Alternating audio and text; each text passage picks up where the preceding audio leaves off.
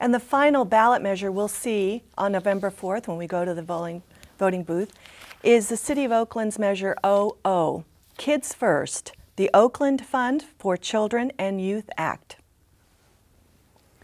In 1996, Oakland voters approved a measure which required that 2.5% of the city's general fund be set aside for programs for youth and children.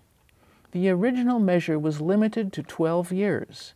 In April of this year, the City Council voted to extend this set aside of 2.5% from the general fund for another 12 years. Measure 00 would provide separate additional funding for Kids First programs.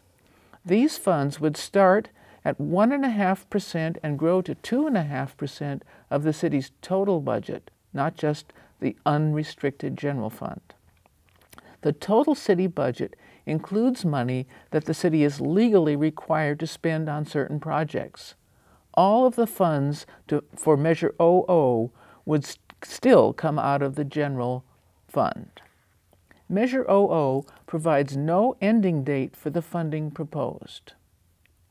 For the first 2 years, Measure 00 would take about $5 million from the unrestricted general fund in addition to the approximately $10 million the City Council has already approved for Kids First programs.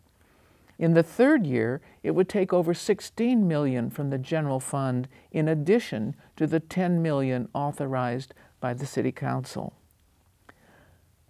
Other city programs like parks and libraries would have to be cut to fund $26 million a year for Kids First. What are the arguments for this measure?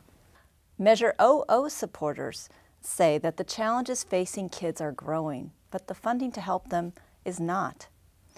Kids First programs actually demonstrate through an independent study that the programs funded by Kids First improve school attendance and school performance. Measure 00 is unnecessary. The original Kids First was already approved by City Council for another 12 years. Measure 00 is fiscally irresponsible.